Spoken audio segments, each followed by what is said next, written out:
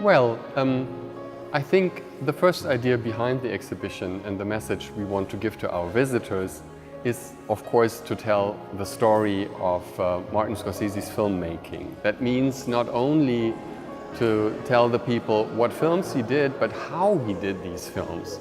And as he is a master in so many fields of filmmaking, like a director, also like working with scripts, but especially what he does always himself, drawing these beautiful, beautiful storyboards, pre-planning to the little detail the structure and the images of his films. I think that is one aspect that we want to tell the audience. And another one is maybe what maybe not so many visitors might know about Martin Scorsese, that he's not only making films, but he is a cinephile who is interested in films in so many different ways, and that he is also somebody who is engaged in preserving international film heritage and in working on that this might go on in the future also, and that people never forget about the past and the film history, so that he got inspired by so many great directors of the past, and he wants to transfer, to carry on this knowledge and these valuation of the film history since its early beginning in the late 19th century, as he did, for example, a film like Hugo Cabret, an homage to Georges Méliès, the very first French film pioneer. Yeah, it was really hard to find a good concept and a good structure for the exhibition, but we decided not to make it just in a chronological way. We want to show to the audience something about the main topics of Scorsese. So we started with the figures in his movies, so the protagonists like the family, the brothers, it's very typical couples in Scorsese movies, or men and women, and especially the lonely heroes, often played by Robert De Niro or Leonardo DiCaprio. And the second chapter is about the city, the location of his movies. It's the city of New York, Little Italy, where he grew up, but all the historical movies that he made about New York City. The third chapter is about the cinema, because he's such a cinephile. He's so interested in every aspect of cinema. He grew up in New York and went to the cinema when he was a child. He drew very early storyboards, like comic strips, to think about movie making. And he made a lot of movies about homages and references to other movie makers. So the cinema is such an important point for him.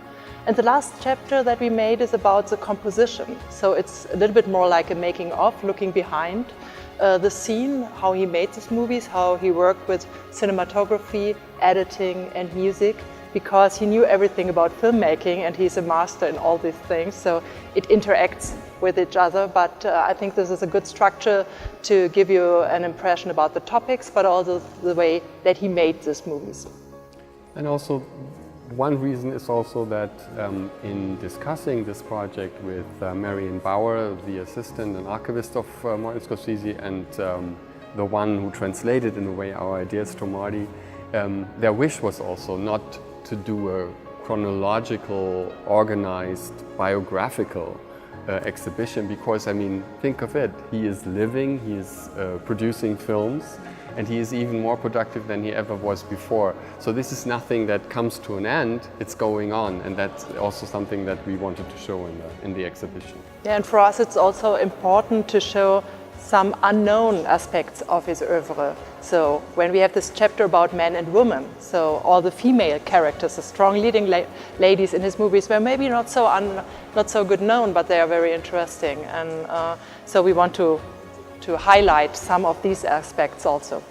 Well, I mean, what can you say? I mean, you enter the archive of Martin Scorsese at the Psychelia production offices in New York, and what you see is a treasure chamber of almost all items from almost all his films. So the scripts, the photos, some props, especially special notes from him, and what we talked about before, the beautiful, beautiful storyboards he did for almost all his films that are so wonderful. This is, of course, the main source for this exhibition. And then we try to find also items from other archives, but also it's when you make an exhibition about film, you have to show the films. Not all of them, and not in the complete length, of course. You have to make a selection of clips, but that's what we did, and that's what we always do when we do such exhibitions. That, in a way, the item that you show is a commentary or is something that highlights a special aspect of a film, or that shows, like Christina said before, how that film was made in particular.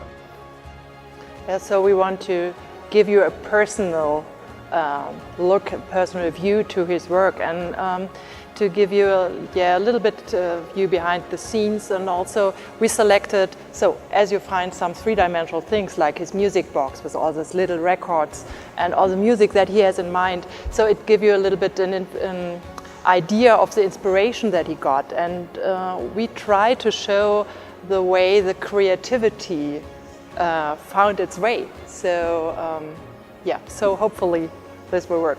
And another aspect is also that we were very lucky that we got the permission to select also some items from his very personal private collection, like the posters that he has on his walls in his private home, which shows his admiration for cinema in general.